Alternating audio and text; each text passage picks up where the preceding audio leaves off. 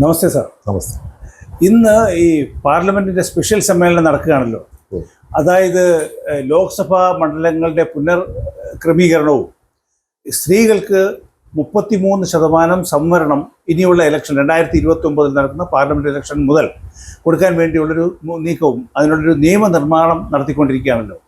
അനൂനയുടെ പ്രഷർക്ക് വേണ്ടി ഈ രണ്ട് നിർമ്മാണങ്ങളെ കുറിച്ച് സാറിന് ഒരു അല്പം ഒന്ന് സംസാരിക്കാമോ? അങ്ങനെയാണെങ്കിൽ ഇത് കേട്ടുകൊണ്ടിരിക്കുന്നവർക്ക് അതിൻ്റെ എന്താണ് എൻ്റെ വ്യക്തമായ ഒരു ഐഡിയ കിട്ടുമല്ലോ. ശരിക്കും ഈ പാർലമെന്റ് 2 ദിവസമായിട്ട് വലിയ ബഹളമൊക്കെ നടക്കുന്നു, വലിയ ഡിസ്കഷനൊക്കെ. അതെ, എൻ്റെ അഭിപ്രായത്തിൽ ഈ ഡിസ്കഷൻ്റെ ഒന്നും ഒരു കാര്യമില്ല, വെറുതെയാണ് ഡിസ്കസ് ചെയ്യുന്നത്. കാരണം 2 നിയമങ്ങളാണല്ലോ, ഒന്ന് ഡീലിമിറ്റേഷൻ, പിന്നെ ഒന്ന് നാരി ശക്തി വന്ദൻ അഭിനിയം. ഇത് 2 അമെൻമെന്റ്സ് ആണ് ഡിസ്കസ് ചെയ്യുന്നത്. അതില് ഈ നാരി ശക്തി വന്ദൻ അഭിനിയം സെപ്റ്റംബർ 2023 പാസ്സാക്കിയ ഒരു നിയമമാണ്, അമെൻമെന്റാണ്, 106ാമത്തെ അമെൻമെന്റ്. അപ്പൊ അതിനകത്ത് എല്ലാവരും കൂടെ ചേർന്ന് പാസ്സാക്കിയാണ്. അതിനകത്തൊരു ഡിസ്കഷന്റെ ആവശ്യം തന്നെ ഇപ്പൊ ഇല്ല. തീർച്ചയായിട്ടും. പിന്നെ അതിനകത്ത് ഉണ്ടായിരുന്നത് 2026 സെൻസസ് കഴിഞ്ഞിട്ട് അതിന്റെ ബേസിൽ ചെയ്യുമെന്നായിരുന്നു പറഞ്ഞത്. അതെ, അത് അപ്പോൾ ഡീലിമിറ്റേഷന്റെ കൂടെ ചെയ്യാമെന്നുള്ളായിരുന്നു. പക്ഷേ അത് ഇപ്പോൾ സെൻസസിന്റെ പ്രാരംഭ നടപടികൾ തുടങ്ങിയെങ്കിൽ തന്നെയും ഇത് പൂർത്തിയായി വരുമ്പോഴത്തേക്ക് കാലതാമസം ഉണ്ടാവുമെന്ന് കണ്ടിട്ടാണ് നമ്മുടെ സർക്കാർ ഇപ്പൊ തന്നെ അതിനെ നോട്ടിഫിക്കേഷൻ നടത്തുകയും ഡീലിമിറ്റേഷനുമായിട്ട് മുന്നോട്ട് പോകാനും തീരുമാനിച്ചത്. അതായത് ഇപ്പോ ഇത് വീണ്ടും താമസിച്ചു കഴിഞ്ഞാൽ 2029 ഇലക്ഷന് ഇത് നടക്കാതെ വരും. തീർച്ചയായും. കാരണം സെൻസസ് നടന്നു, പിന്നെ പ്രോസസ്സാണ്. അത് കമ്പയർ ചെയ്ത് വരുമ്പോൾ 27 അവസാനം 28ഓളം ആവും. പിന്നെ ഒരു വർഷത്തിനിടയ്ക്ക് ഈ ഡീലിമിറ്റേഷൻ ഇലക്ഷനും കൂടെ ഒരുമിച്ച് പോകില്ല. അതുകൊണ്ടായിരിക്കണം ആ ഒരു കരുതൽ. അതുമല്ല, അതിപ്പോ ഇപ്പൊ തന്നെ തുടങ്ങിക്കഴിഞ്ഞാല് രാഷ്ട്രീയ പാർട്ടികൾക്കൊക്കെ തന്നെ അല്ലെങ്കിൽ സ്ത്രീകൾക്കൊക്കെ തന്നെ ഇതിനു വേണ്ടി പ്രിപ്പറേഷൻസ് ഇപ്പോഴേ തുടങ്ങാൻ പറ്റും. അപ്പൊ അത് മുന്നിൽ കണ്ടുകൊണ്ടാണ് ഗവൺമെന്റ് നല്ല ഉദ്ദേശത്തോടെ തുടങ്ങിയിട്ടുള്ളത്. പിന്നെ ഈ ഡീലിമിറ്റേഷൻ അത് ചെയ്യേണ്ട ഡീലിമിറ്റേഷൻ കമ്മീഷനാണ്. അത് ആർട്ടിക്കിൾ 82-ഉം 170 നമ്മുടെ ഭരണഘടനയിലെ ആർട്ടിക്കിൾ 82-ഉം 170 ആണ് ഇത് നിർവചിക്കുന്നത്, ഇതിനെക്കുറിച്ച് സംസാരിക്കുന്നത്. അപ്പൊ അത് നമ്മളെല്ലാം അവസാനം ചെയ്തത് 1976 1971 സെൻസസിന്റെ ബേസ് ചെയ്താണ് അന്ന് ചെയ്തത്. അത് ഫ്രീസ് ചെയ്തു 2026 വരെ. കാര്യം വെച്ചാല് ടു എൻകറേജ് പോപ്പുലേഷൻ കൺട്രോൾ. അതായത് അല്ലെങ്കിൽ എന്താ വെച്ചാൽ പോപ്പുലേഷൻ അതിനകത്തൊക്കെ മെയിൻ ഒരേ ഒരു ക്രൈറ്റീരിയ എന്ന് പറഞ്ഞ പോപ്പുലേഷന്റെ ബേസിലാണ് ഇത്ര ലക്ഷം ആൾക്കാർക്ക് ഇത്ര സീറ്റ് എന്നുള്ള രീതിയിലാണ് പിന്നെ ചെയ്തിരുന്നത്. അപ്പൊ അത് അങ്ങനെ ചെയ്തു പോയി കഴിഞ്ഞാൽ ഇത് കൂടെ മാറ്റുകയാണെങ്കിൽ ഈ പോപ്പുലേഷൻ കൺട്രോള് ആൾക്കാർ സ്റ്റേറ്റ്സ് ഇഫക്റ്റീവായിട്ട് ചെയ്യില്ല. അപ്പൊ അതുകൊണ്ട് അത് ചെയ്യാൻ വേണ്ടിയിട്ടാണ് ഇത് ഫ്രീസ് ചെയ്തത്. ആ ഉദ്ദേശം ശരിക്കും നമ്മുടെ സൗത്തിലെ 2 സ്റ്റേറ്റ്സും ഇഫക്റ്റീവായിട്ട് ചെയ്തിട്ടുണ്ട്, പോപ്പുലേഷൻ കൺട്രോൾ നടത്തിയിട്ടുണ്ട്.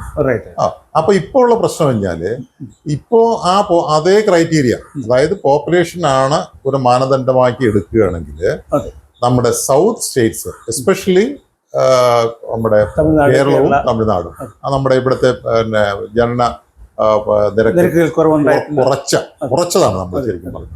കുറച്ച സ്റ്റേറ്റ്സിന് അത് ഒരു പിന്നെ ഡിസഡ്വാൻറ്റേജ് ആയിട്ട് വരും എന്നുള്ളതാണ് ഒരു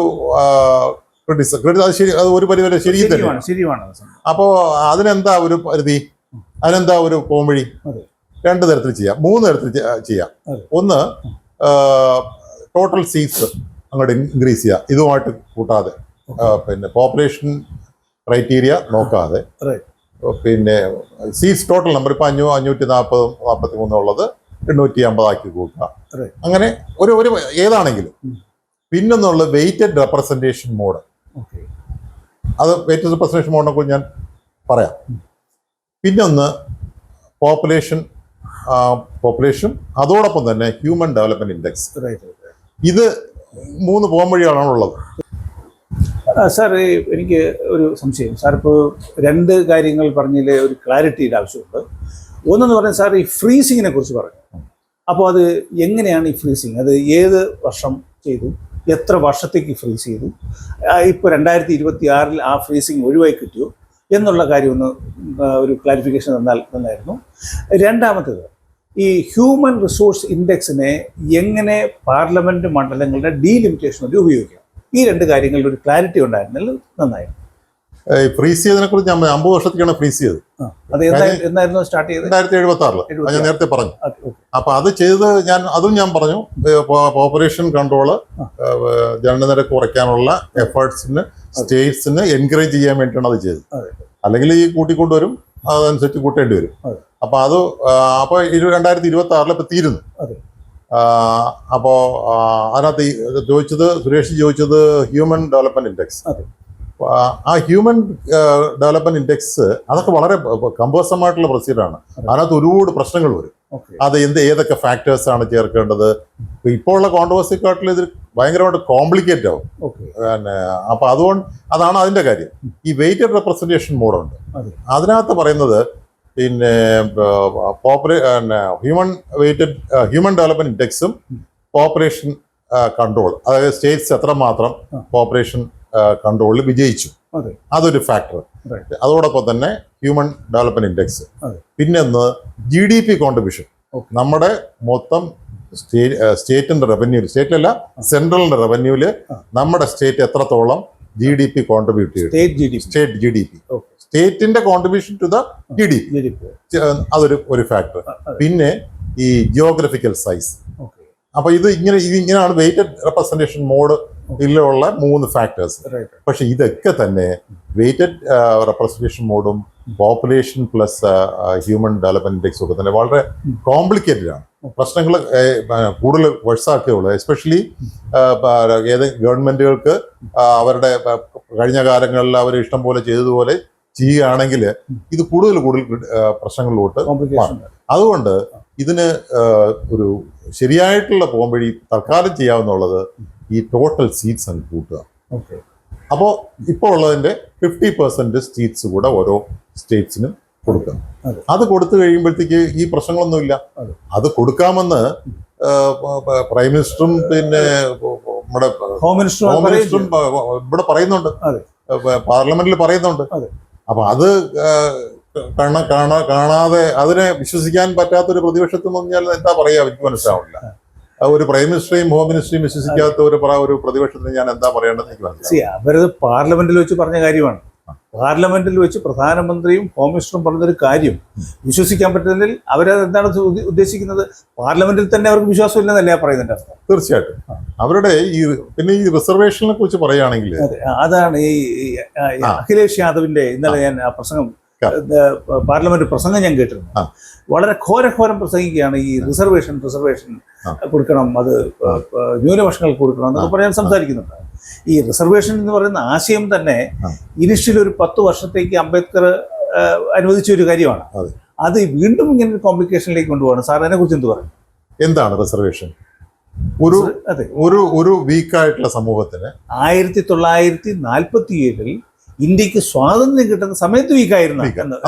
അല്ല, റിസർവേഷൻ പെർസെ എപ്പോഴായിരുന്നാലും ഒരു വീക്കായിട്ടുള്ള സമൂഹത്തിന് ആ പർട്ടിക്കുലർ പീരിയഡിൽ ആ പർട്ടിക്കുലർ ഗിവൺ ടൈം ഒരു സ്ട്രോങ് ആയിട്ടുള്ള സമൂഹം കൊടുക്കുന്ന ഒരു കൺസെഷനാണ്, അല്ലെ? ഒരു ഇൻസെന്റീവ് എന്ന് പറയാൻ പറ്റില്ല, ഒരു പിന്നെ കൺസെഷൻ തന്നെ പറയണം, ഒരു ഔദാര്യം തന്നെ പറയണം. അങ്ങനെയാണ് ആ റിസർവേഷൻ നമ്മൾ നിർവചിക്കുന്നത്.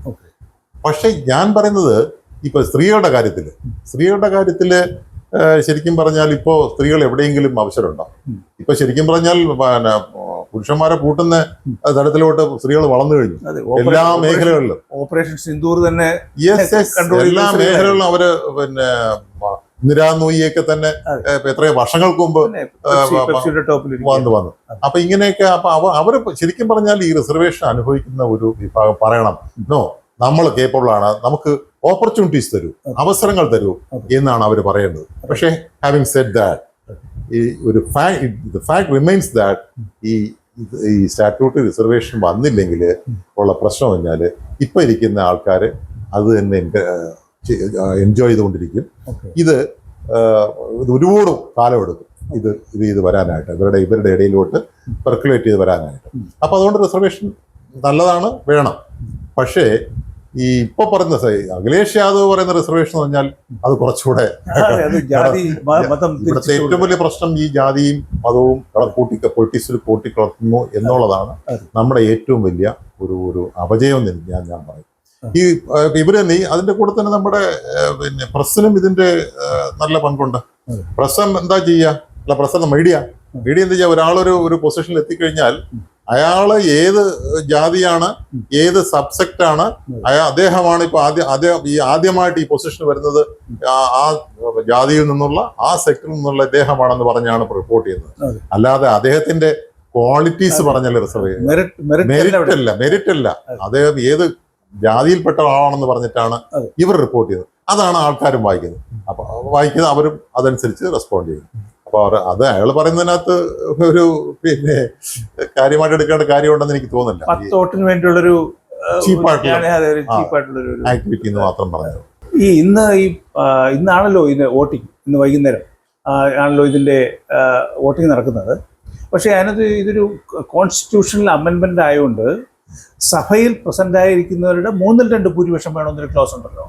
അപ്പോൾ BJP ഗവൺമെന്റിന് അത്രയ്ക്ക് വേണ്ടിയുള്ള ആൾക്കാരുടെ സപ്പോർട്ട് ഈ കാര്യത്തിൽ കിട്ടുമോ? ഇന്ന് ബിൽ പാസ്സാകുമോ? സാറിന് എന്ത് തോന്നുന്നു? ന്യായമായ സംശയമാണ്.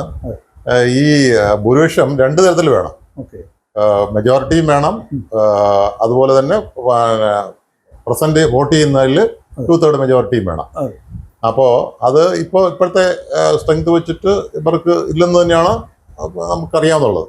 പക്ഷേ ഇങ്ങനൊരു സർക്കാർ ഇത്രയും വളരെ എന്താണ് CAയും പിന്നെ ആർട്ടിക്കിൾ 370 ഒക്കെ എടുത്ത് മാറ്റി ചെയ്ത രജിസ്ട്രേഷൻസ് കൊണ്ടുവന്ന ഒരു സർക്കാർ ഇങ്ങനൊരു രജിസ്ട്രേഷൻ കൊണ്ടുവരുമ്പോഴത്തേക്ക് അത് മാറ്റാനുള്ള അത് പാസ്സാക്കാനുള്ള കാര്യവും കൂടെ കണ്ടിട്ടുണ്ടാവണം എന്ന് തന്നെയാണ് എന്റെ അഭിപ്രായം. അതിന്റെ മുന്നൊരുക്കങ്ങൾ തീർച്ചയായിട്ടും ഉണ്ടായിട്ടുണ്ടാവണം. ഇനിയിപ്പോ ഇൻ കേസ് നടന്നില്ലെന്നിരിക്കട്ടെ, ഇത് ശരിക്കും പറഞ്ഞ് ഇതൊരു ഇരുതല വാളാണ്. ഈ സർക്കാരിന്റെ ഒരു ഇരുതല വാളെന്ന് പറയാം. കാരണം പാസ്സായാലും അവർക്ക് ക്രെഡിറ്റ്, പാസ്സായില്ലെങ്കിലും അവർക്ക് ക്രെഡിറ്റ്. പാസ്സായെങ്കിൽ ക്രെഡിറ്റ് വേണ്ടത് അദ്ദേഹം പറയുന്നുണ്ടെങ്കിൽ തന്നെയും ശരിക്കും അത് തന്നെ അവരുടെ ക്രെഡിറ്റ് തന്നെയാണ്. BJP എക്കാലവും ക്ലെയിം ചെയ്യും. പക്ഷെ അവരങ്ങനെയൊന്നും എല്ലാം ഒന്നും ക്ലെയിം ചെയ്യുന്നില്ല എന്നുള്ളത് വാസ്തവമാണ്. കാരണം പല പ്രോഗ്രസീവ് ആയിട്ട് ലെജിസ്ലേഷൻസും ഈ 2014 ശേഷം കൊണ്ടുവന്നത് വളരെ നോർമലായിട്ട് അങ്ങ് പാസ്സായി പോയി നടപ്പാക്കുന്നു. അവരിങ്ങനെ അതിന്റെ പേരും പറഞ്ഞ് ഒരു വാദമായിട്ടൊന്നും വരാറില്ല. അപ്പൊ ഇൻ കേസ് ഇതെങ്ങനെയാ പിന്നെ പാസ്സായില്ല, എങ്ങനെയാ ഇവർക്ക് അഡ്വാൻറ്റേജ്? തീർച്ചയായിട്ടും ഇവർക്ക് പറയാം, ഇവിടുത്തെ പ്രതിപക്ഷം സമ്മതിച്ചില്ല, നമുക്ക് പിന്നെ നിങ്ങൾക്ക് റിസർവേഷൻ തരണമെന്നുണ്ടായിരുന്നു, പക്ഷേ സമ്മതിച്ചില്ല എന്ന് നമ്മുടെ സ്ത്രീ വോട്ടർമാരോട് പറയാം. അവിടെയാണ് അഡ്വാൻറ്റേജ്. അതാ ഞാൻ പറഞ്ഞത് ഇതൊരു ഇരുതല വാളാണെന്ന് പറഞ്ഞത്. അതുകൊണ്ട് എന്റെ അഭിപ്രായത്തിൽ ഇത് പാസ്സാകും. നമുക്കൊരു 4 മണിക്കൂറോടെ വെയിറ്റ് ചെയ്താൽ മതി. 4-5 മണിക്കൂറിനുള്ളിൽ നമുക്ക് ഇതിന്റെ ഇത് അറിയാൻ പറ്റും. Hopefully it will get passed എന്നാണ് എൻ്റെ അഭിപ്രായം. ഇല്ലെങ്കിലും ഇത് അവർക്ക് ഗുണമായി തന്നെ ഭവിക്കും. അപ്പോൾ നമുക്കിനി അടുത്ത വരുന്ന ദിവസങ്ങളിൽ ഇത് പാസ്സാകുകയോ ചെയ്യുന്നെങ്കിൽ അതിന് ബേസിൽ മറ്റൊരു വീഡിയോ ആയിട്ട് നമുക്ക് ഇനിയും വരാം. തീർച്ചയായിട്ടും. അതുവരെ നമുക്ക് നമസ്കാരം.